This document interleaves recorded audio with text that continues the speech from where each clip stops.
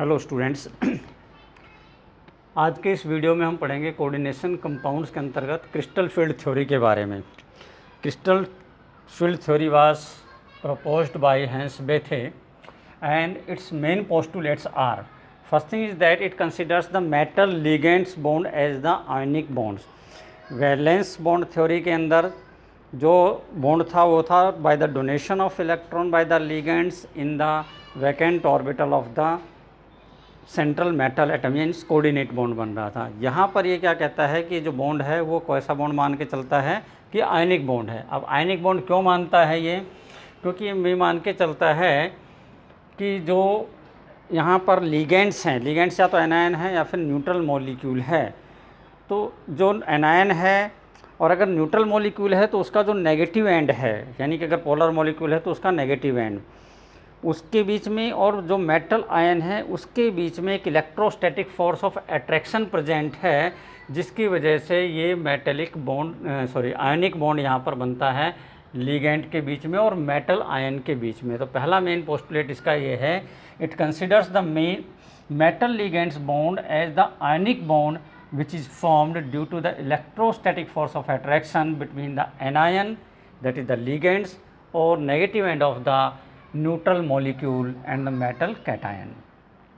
दूसरी बात ये क्या कहता है कि जो लिगेंड है वो पॉइंट नेगेटिव चार्ज हैं, पॉइंट नेगेटिव चार्ज के रूप में लेता है, चाहे वो न्यूट्रल मॉलिक्यूल हो चाहे वो एनायन हो, दोनों को ही वो ये क्या मान के चलता है कि एक पॉइंट नेगेटिव चार्ज हैं। और ये पॉइंट नेगेटिव चार्ज कैटायन यानी कि जो मेटल आयन है उसके चारों तरफ इस प्रकार से अरेंज हैं कि उनके बीच का जो रिपल्सन है वो मिनिमम होना चाहिए, मीन्स मैक्सिमम डिस्टेंस पर होने चाहिए एक दूसरे से, ताकि उनके बीच में रिपल्सन ना हो। और अगर ऐसा होगा तो 3 डायमेंशनल स्पेस में उनकी पोजीशन फिक्स हो जाएगी और ऐसा होने पर उनकी ज्योमेट्री भी फिक्स हो जाती है। सो दूसरा मेन पॉइंट ये है जिससे कि ज्योमेट्री निर्धारित होती है कि क्या होगी। तीसरी बात ये क्या कहता है कि it considers that in free transition metal ion all the 5d orbitals are degenerate. जो d के अंदर 5d सब सेल में जो 5 ऑर्बिटल हैं वो पाँचों के पाँचों डीजनरेट होती हैं ट्रांजिशन मेटल फ्री आयन के अंदर, अर्थात उनकी सबकी एनर्जी एक जैसी होती, इक्वल एनर्जीज के होते हैं। बट व्हाट हैपन्स, जब उनके पास में लिगेंड उनके क्लोज में आता है, जैसे जैसे लिगेंड अप्रोच करता है उनकी एनर्जी रेज होनी स्टार्ट हो जाती है, क्योंकि जो डी ऑर्बिटल हैं वो और जो लिगेंड के ऑर्बिटल हैं उनके बीच में एक फोर्स ऑफ रिपल्सन, जो इलेक्ट्रॉन प्रेजेंट हो एक दूसरे को रिपेल करेंगे, जिसकी वजह से एनर्जी रेज हो जाएगी और उनका जो क्रिस्टल फील्ड है वो अनसिमेट्रिकल हो जाएगा। इसकी वजह से जो डीजनरेसी है, यानी कि जो डी ऑर्बिटल्स की जो इक्वल एनर्जी वाला जो स्टेटस है वो ख़त्म हो जाता है और ये अलग अलग एनर्जी में कन्वर्ट हो जाती है, यानी कि स्प्लिट हो जाती है, यानी 2 हिस्सों में बढ़ जाती है डी ऑर्बिटल। कुछ ऑर्बिटल ऐसी हैं जो लो एनर्जी ऑर्बिटल में कन्वर्ट हो जाएंगी और कुछ ऑर्बिटल ऐसी होंगी डी की जिनकी एनर्जी बढ़ जाएगी और वो हाई एनर्जी ऑर्बिटल में कन्वर्ट हो जाएंगी। अब ये स्प्लिटिंग कैसे होगी ये डिपेंड करेगा कोऑर्डिनेशन नंबर के ऊपर, यानी कि लिगेंड्स कितने हैं और उनकी ज्योमेट्री कौन सी बन रही है उसके ऊपर ये डिपेंड करेगा। तो हम इसको समझते हैं। ऑक्टाहेड्रल कॉम्प्लेक्सेस जो हैं पहले उसके बारे में लेते हैं कि उसके अंदर ये स्प्लिटिंग किस प्रकार से होती है, उसके ऊपर हम क्रिस्टल फील्ड थ्योरी को लागू कराते हैं। सो स्टूडेंट्स, इसको समझने के लिए पहले हम जो 5d ऑर्बिटल हैं उनकी ज्योमेट्री को समझने की कोशिश करेंगे। जो 5d ऑर्बिटल्स हैं उनके नाम क्या होते हैं? एक ऑर्बिटल होता है हमारा dx² माइनस y², एक ऑर्बिटल को हम कहते हैं dz², एक ऑर्बिटल है dxy, एक dyz और 5वीं ऑर्बिटल है dxz। ये ऑर्बिटल्स हैं। जो d ऑर्बिटल है ये क्लोवर लीफ शेप होता है, यानी कि 4 लॉब्ड होता है ये। सो जो dx² माइनस y² है इसके अंदर जो लोब हैं 2 लोब तो होंगे xy एक्सिस में हैं और 2 yz एक्सिस में हैं, यानी कि इसके जो लोब हैं वो इस प्रकार से हैं, ये x एक्सिस के अंदर हो गया लोब और ये y एक्सिस के अंदर है, इस प्रकार से ये लोब प्रेजेंट हैं। तो ये जो ऑर्बिटल कहलाएगी वो कहलाएगी dx² माइनस y²। ये x एक्सिस है, ये y एक्सिस और ये z एक्सिस है। दूसरा हमारे पास है dz एक्सिस, तो इसका मतलब जो लोब हैं वो केवल जेड एक्सिस में प्रेजेंट हैं, और जो दूसरा लोब है वो भी क्योंकि इसके ऊपर ओवरलैप कर रहा है तो यहाँ पर एक रिंग बन जाती है इलेक्ट्रॉन क्लाउड की। ये इस प्रकार से हम इसको रिप्रेजेंट करते हैं। डी एक्स वाई के अंदर एक्स और वाई जो लोब हैं, एक्सिस हैं, इनके बीच में जो लोब हैं वो प्रेजेंट होंगे। एक्स और वाई के बीच में हम इनको लेंगे। सो ये एक दूसरे के जो एक्सिस हैं एक दूसरे के परपेंडिकुलर है। इसको हमने ऐसे दिखाया, तो एक्चुअल में क्या है कि इसको आप ऐसे दिखा सकते हैं।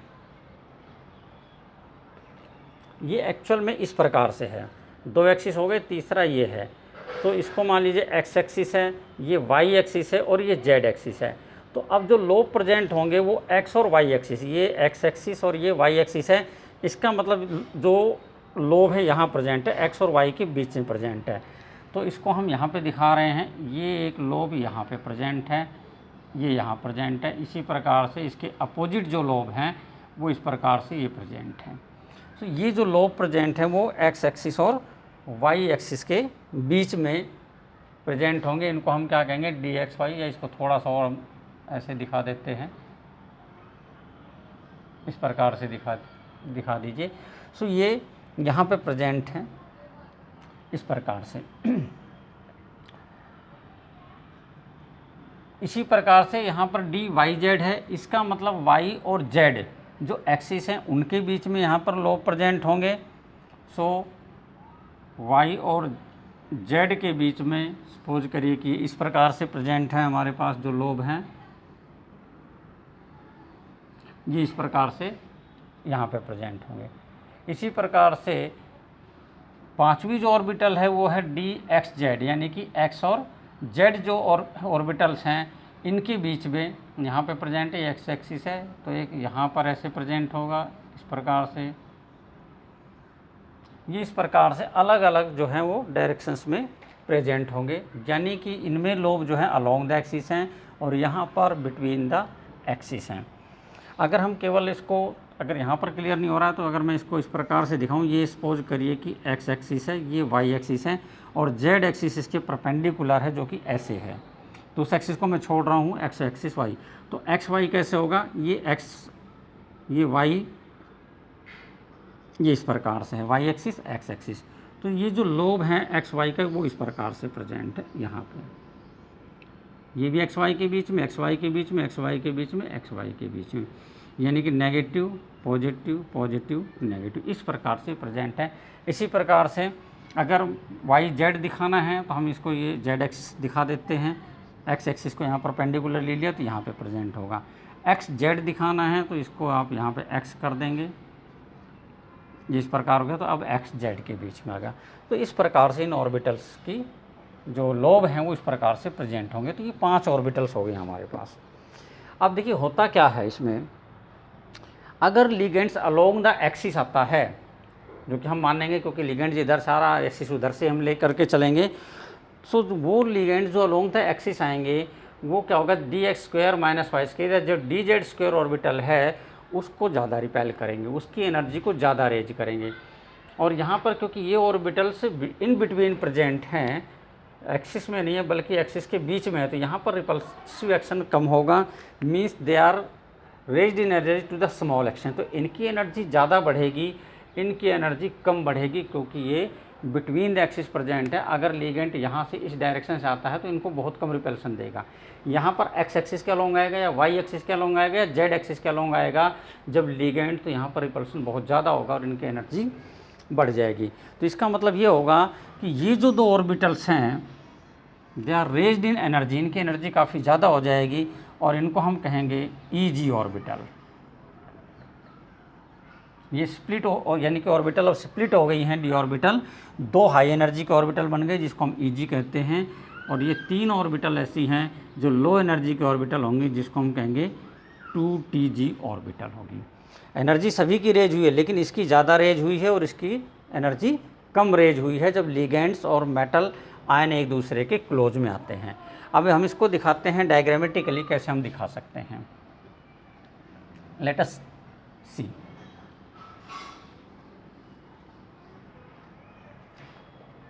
सो हमारे पास जो डी ऑर्बिटल हैं, डी ऑर्बिटल की संख्या कितनी, 5 ऑर्बिटल हैं। तो हमने ये मान लीजिए ये है ट्रांजिशन फ्री आयन। जब ये फ्री स्टेट में है,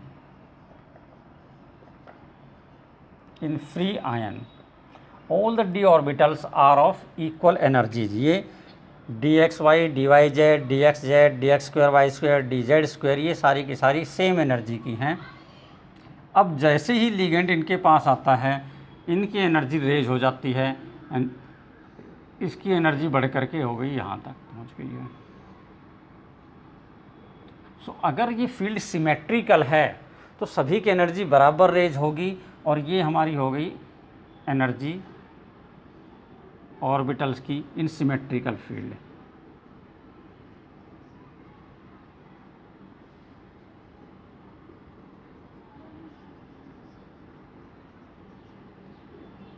इन सिमेट्रिकल क्रिस्टल फील्ड।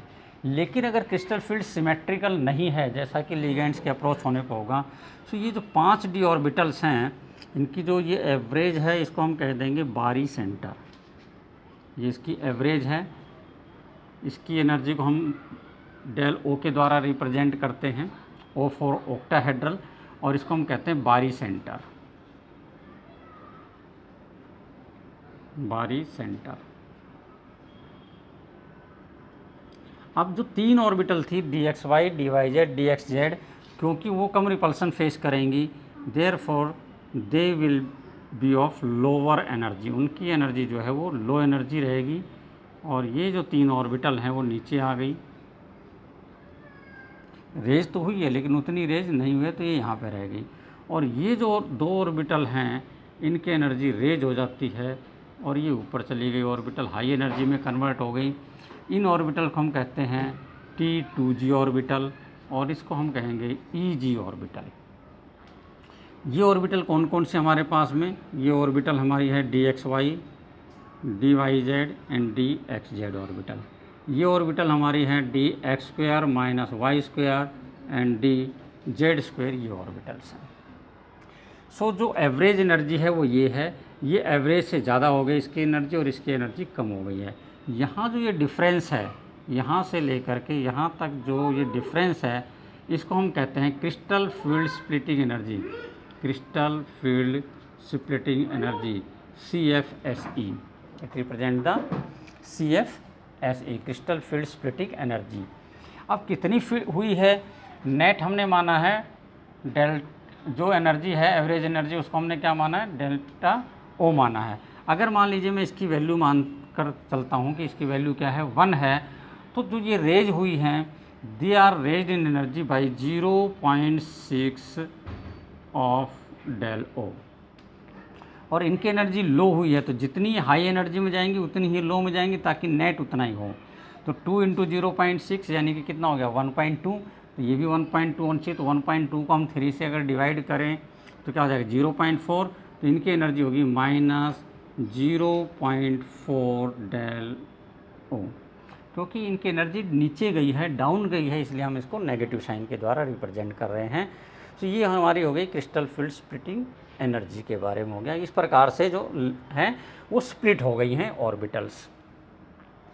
अब क्या होगा कि जब लिगेंड आएगा तो जो इलेक्ट्रॉन की अब जो फिलिंग होनी है वो कहाँ पर होनी है, जो डी ऑर्बिटल के अंदर इलेक्ट्रॉन्स प्रेजेंट हैं वो कहाँ, उनकी जो फिलिंग होगी, पहले क्या होगा, वो लो एनर्जी ऑर्बिटल को ऑक्यूपाई करेंगे।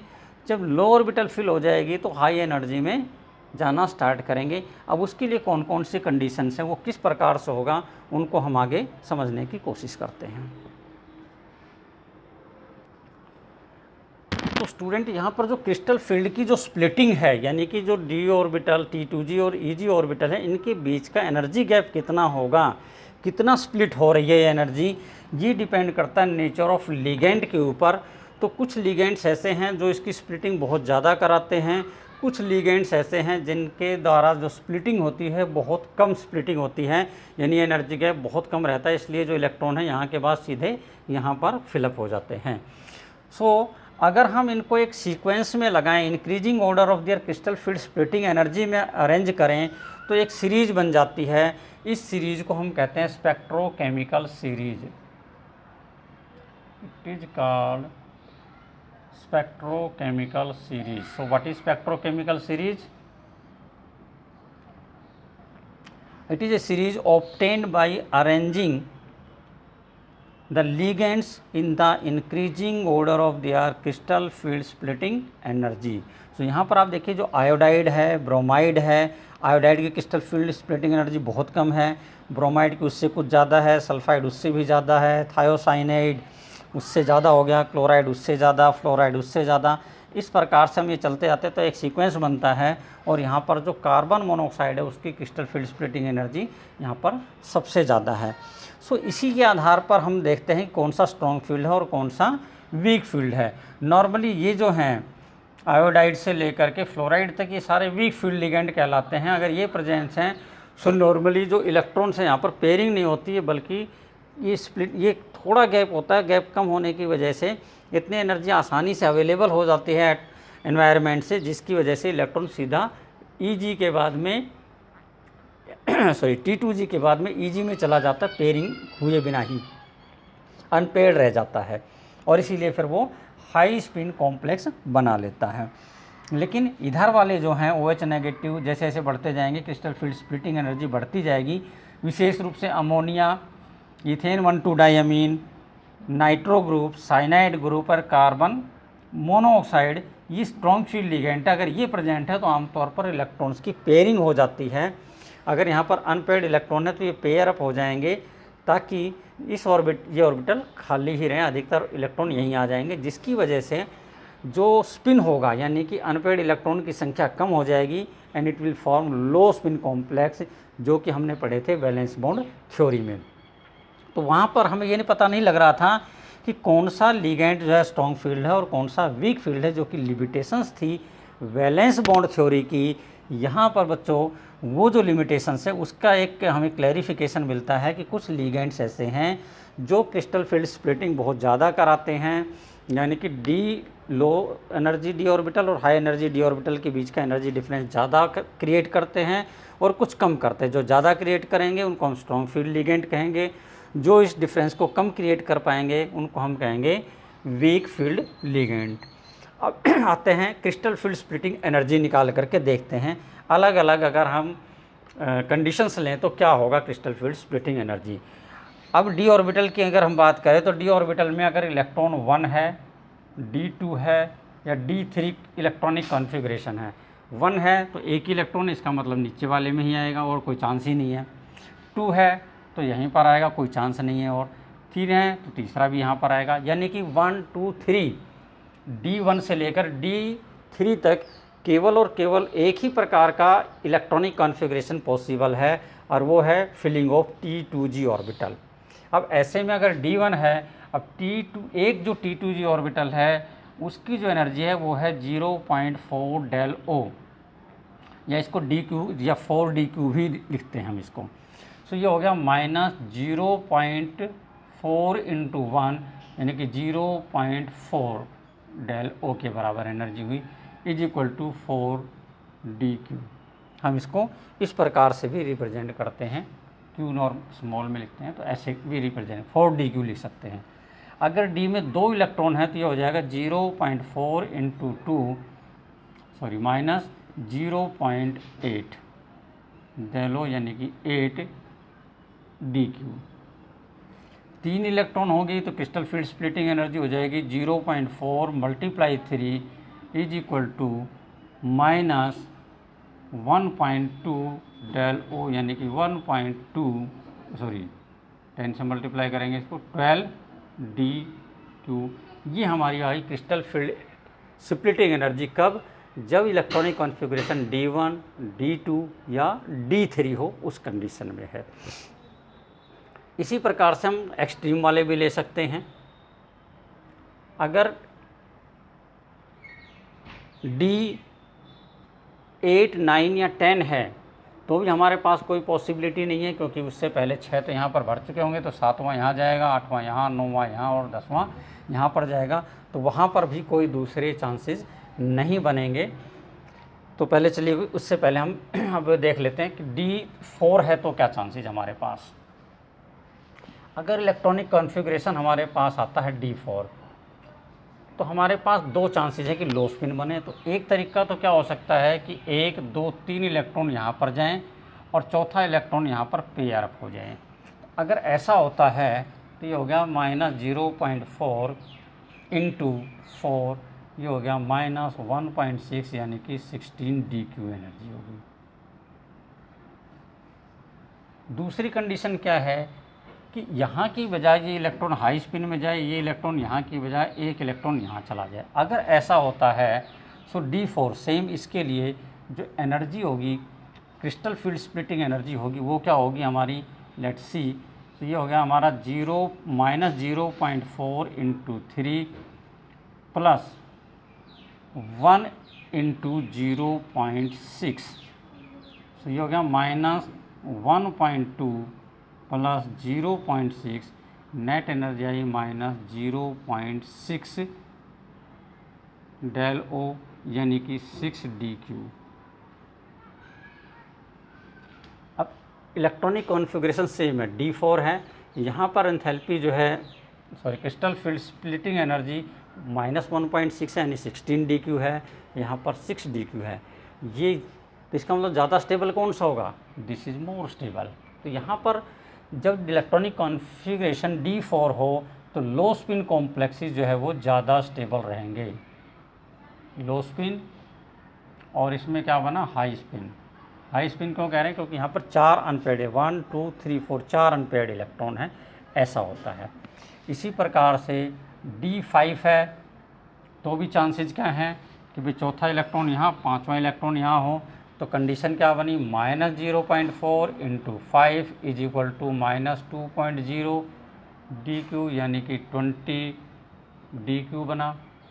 और अगर ये हाई स्पिन बनाता है तो ये इलेक्ट्रॉन यहाँ की बजाय यहाँ चला जाएगा। 5 इलेक्ट्रॉन इस प्रकार से होंगे, यहाँ पे अलग अलग हो जाएंगे, तो 3 नीचे और 3 ऊपर चले गए। So -0.4 into 3 plus 0.6 into 2 is equal to -1.2 plus 1.2 is equal to 0।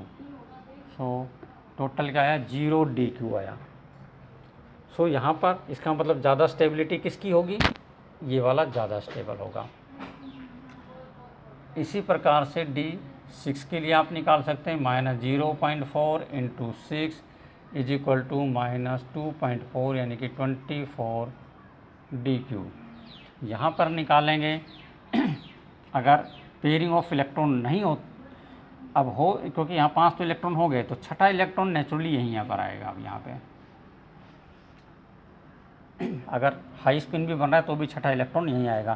तो अब यहाँ पर आए तो D6 के लिए अगर आप कैलकुलेट करेंगे,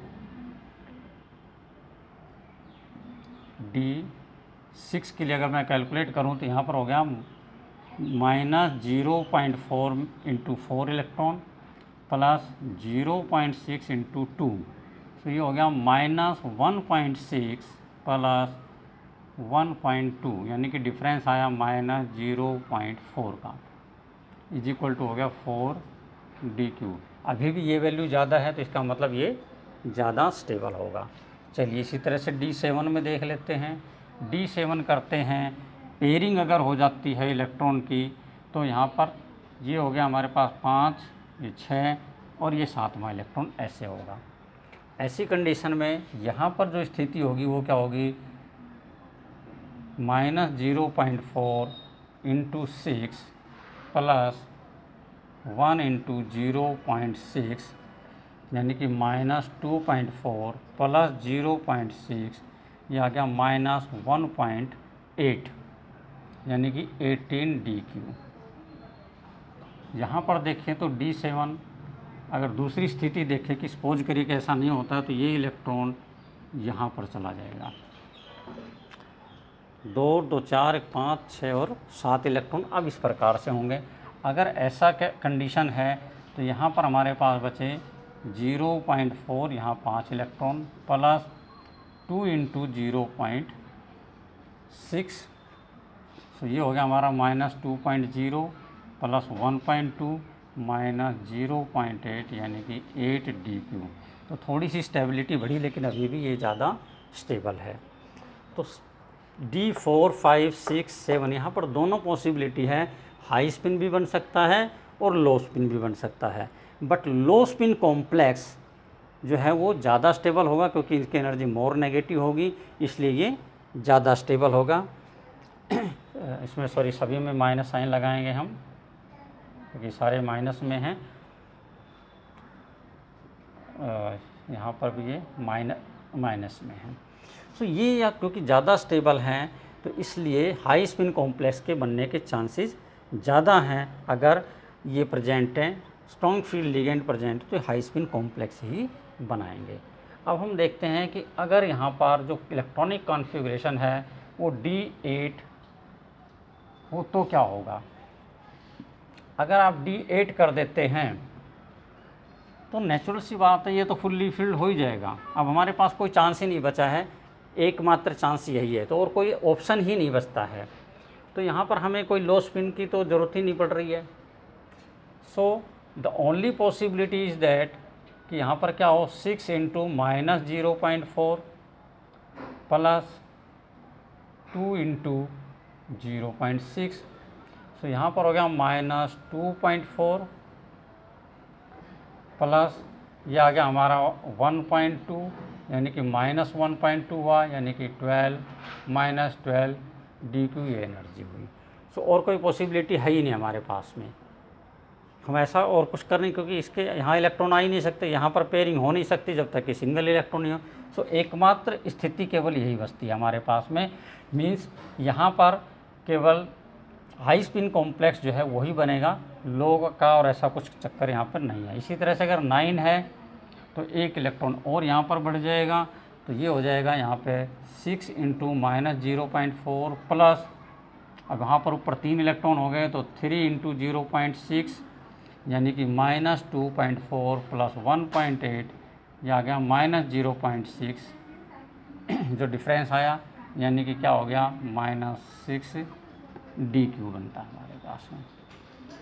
और अगर 10 कर देते हैं इसको पूरा, D10 कर देते हैं, तो आप क्या देखेंगे यहाँ पर D10 हो गया तो यहाँ पर हो गया 6 इलेक्ट्रॉन नीचे हैं, 6 इंटू -0.4 प्लस वहाँ पर 4 हो गए, 4 into 0.6 -2.4 plus 2.4 is equal to 0।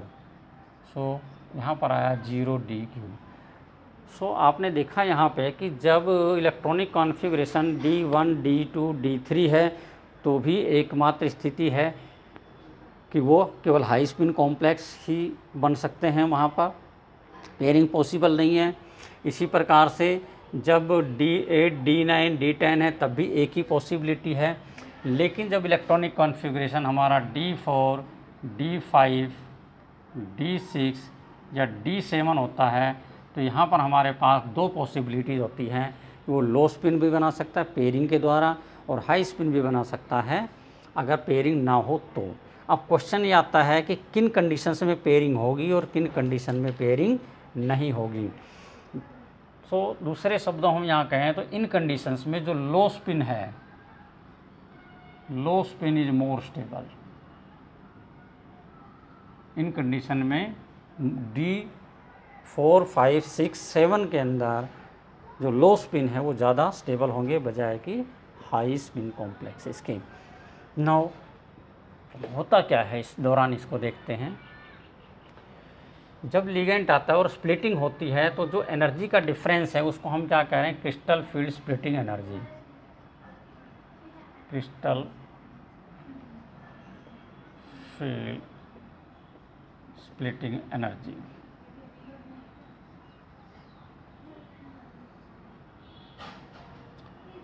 जब इलेक्ट्रॉन पेयर होगा तो उनके बीच में रिपल्सन होगा, तो पेयर कराने के लिए हमें एनर्जी देनी पड़ेगी, तो उसको हम कहते हैं pairing energy. Pairing energy, pairing energy को हम P के द्वारा रिप्रेजेंट कर रहे हैं।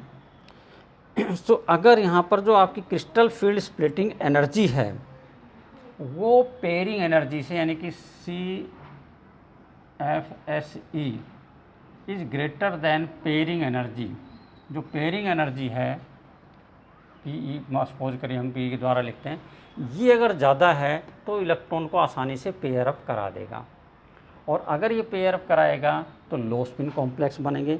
इसीलिए जो स्ट्रॉन्ग फील्ड लिगेंड है, क्योंकि उनके अंदर क्रिस्टल फील्ड स्प्लिटिंग एनर्जी ज़्यादा होती है, इसलिए जो CFSC है वो पेयरिंग एनर्जी की तुलना में ज़्यादा हो जाती है, जिसकी वजह से इलेक्ट्रॉन आसानी से लो एनर्जी d ऑर्बिटल यानी कि T2g जो ऑर्बिटल है उसमें इलेक्ट्रॉन की पेयरिंग होनी शुरू हो जाती है जब आपका electronic configuration D4, D5, D6 या D7 होता है, जिसकी वजह से लो स्पिन कॉम्प्लेक्स का फॉर्मेशन पॉसिबल हो पाता है। जैसा कि हमने देखा था कि कुछ जैसे CO के अंदर हमने देखा था CO CN6 3 नेगेटिव, जब हम ये वाला लेते हैं तो हम देखते हैं यहाँ पर क्या बनता है, लो स्पिन कॉम्प्लेक्स बनता है, क्योंकि CN जो है वो स्ट्रॉन्ग फील्ड लिगेंड है और ये पेयरिंग करा देता है, क्योंकि जो स्प्लिटिंग होती है वो ज़्यादा होती है तो वो एनर्जी गैप काफ़ी ज़्यादा होता है और वो एनर्जी यहाँ पर यूज हो जाती है पेयरिंग में। लेकिन जब हम लेते हैं COF6 3 नेगेटिव लेते हैं तो हालांकि ऑक्सीडेशन नंबर कोबाल्ट का यहाँ भी +3 है, यहाँ भी +3 है, लेकिन क्योंकि ये एक वीक फील्ड लिगेंड है तो यहाँ पर जो क्रिस्टल फील्ड स्प्लिटिंग एनर्जी है इस केस में CFSE is less than pairing energy. तो ये जो एनर्जी है it is not sufficient to pair up the electron in the T2g orbital. तो वहाँ पर पेयरिंग ना होने की वजह से यहाँ पर हाई स्पिन कॉम्प्लेक्स का फॉर्मेशन होता है। तो ये जो लो स्पिन और हाई स्पिन कॉम्प्लेक्स फॉर्मेशन है उसको क्रिस्टल फील्ड थ्योरी आसानी से एक्सप्लेन कर पाती है। So this is about how the low spin and high spin complexes are formed, किस प्रकार से बनते हैं और क्या होता है उनके बारे में हमने स्टडी किया ऑक्टाहेड्रल के केस में। तो इसके आधार पर आप जो भी कोऑर्डिनेट कॉम्प्लेक्स हैं उनको एक्सप्लेन यहाँ पर कर सकते हैं, उनकी प्रॉपर्टीज़ को एक्सप्लेन कर सकते हैं। चलिए इसके आधार पर हम इनकी मैग्नेटिक प्रॉपर्टीज़ को भी एक्सप्लेन कर सकते हैं। मैग्नेटिक प्रॉपर्टी,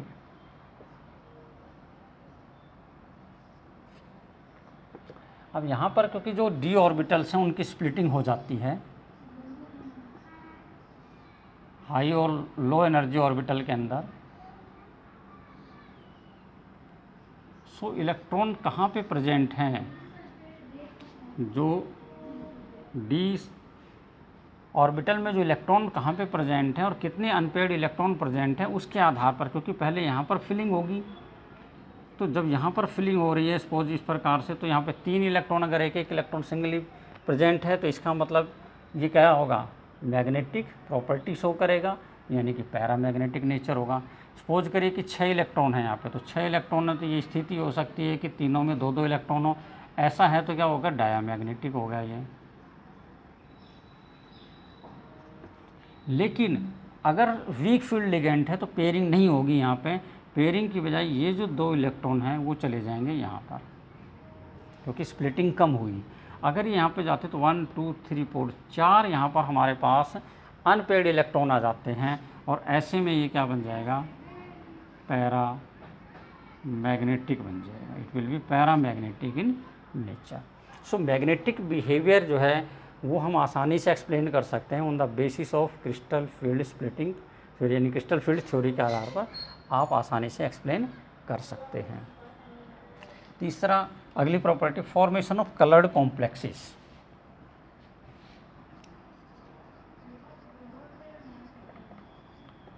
फॉर्मेशन ऑफ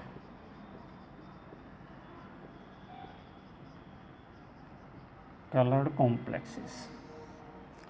सो हम क्या देखते हैं कि in case of valence bond theory coloured complexes क्यों बनते हैं यहाँ पर, उसको वो एक्सप्लेन नहीं कर पाती, लेकिन यहाँ पर इसका भी एक एक्सप्लेनेशन हमें मिलता है। कैसे मिलता है, यहाँ पर देखिए कि जो ऑर्बिटल हैं वो स्प्लिट हो चुकी हैं, यहाँ पे दोनों ये EG ऑर्बिटल्स हैं और ये T2G ऑर्बिटल्स हैं। सो यहाँ पर स्प्लिटिंग हो गई है। तो आपको ध्यान होगा कि जब हमने डी ब्लॉक एलिमेंट पढ़ा था तो वहाँ पर फॉर्मेशन ऑफ कलर्ड कंपाउंड या कॉम्प्लेक्सेस के बारे में पढ़ा था। The colour of the transition elements is due to D transition. तो ये डी ट्रांजिशन क्या है, वो यही है। जब किसी लो एनर्जी डी ऑर्बिटल से हाई एनर्जी डी ऑर्बिटल में इलेक्ट्रॉन जंप करके जाता है तो उसके लिए उसको एनर्जी की ज़रूरत होती है, और ये एनर्जी वो कहाँ से लेता है? सनलाइट से लेता है। ये एक्चुअल में जो ये एनर्जी गैप है, it matches with the energy of the visible radiations. तो विजिबल रेडिएशन के किसी पर्टिकुलर कलर को एब्जॉर्ब करता है ताकि ये इलेक्ट्रॉन यहाँ से जंप करके यहाँ पर जा सके आसानी से। और ऐसा करने से जिस कलर को एब्जॉर्ब कर लेता है उसके अलावा बाकी जो कलर बचते हैं उनको मिक्सअप करने पर जो भी कलर बनता है कॉम्प्लीमेंट्री कलर, वही इसका कलर होता है, यानी ये जो कॉम्प्लेक्स है उसी कलर का हमें दिखाई देता है। That's why we can say that colored complexes are formed in transition elements. So colour formation क्यों है इसको भी आसानी से एक्सप्लेन कर सकता है। It is because of D transition. So D transition I hope समझ में आ गया होगा। डी ट्रांजिशन क्या है? जब कोई इलेक्ट्रॉन T2g से EG ऑर्बिटल में जंप करता है तो यहाँ पर ये यूज करता है सनलाइट को, विजिबल रेडिएशंस को यूज करता है। ऐसा इसलिए कर पाता है because the crystal field splitting energy ये जो है is in the range of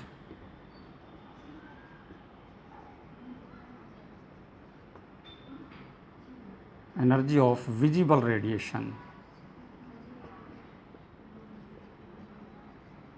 visible radiation तो सपोज करिए कि जो इसकी एनर्जी है, सपोज करिए कि 500 नैनोमीटर से कॉरस्पॉन्ड करती है एनर्जी गैप। तो इसका मतलब वो रेडिएशन जिसकी वेवलेंथ 500 नैनोमीटर है, जब इसके ऊपर, इससे कंपाउंड के ऊपर वो सनलाइट पड़ेगी तो 500 नैनोमीटर वाली कलर को वो एब्जॉर्ब कर लेगा। सपोज करिए कि रेड कलर है, तो इसका मतलब अगर रेड कलर यहाँ पर एब्जॉर्ब हो जाती है विजिबल रेडिएशंस की, तो बाकी जो कलर बचा वो कौन सा बचा? इसके अंदर जो डार्क कलर यानी कि ब्लू, वायलेट वगैरह कलर बचा, इसलिए जो क्रिस्टल होगा वो ब्लूइश कलर का होगा, वायलेट या ब्लूइश कलर का क्रिस्टल दिखाई देगा। अगर कोई कंपाउंड है वो रेडिएशन एब्जॉर्ब करता है, ब्लू को एब्जॉर्ब करता है, वायलेट को एब्जॉर्ब करता है, तो जो कंपाउंड बनेगा वो ऑरेंज रेडिश कलर का कंपाउंड बनेगा जो कि कॉम्प्लीमेंट्री कलर आएगा। मीन्स जो कलर एब्जॉर्ब हो गया है उसके अलावा बाकी जो कलर बचते हैं उनको मिक्सअप करने पर कौन सा कलर बनता है उसी कलर का वो कंपाउंड हमें दिखाई देता है। That's why it gives the complementary colours. So this is about the formation of coloured complexes. So ये तो हो गया हमारा ऑक्टाहेड्रल कॉम्प्लेक्सेस के बारे में। Next we will study about the crystal field theory in tetrahedral and square planar complexes. Thank you. Have a nice day.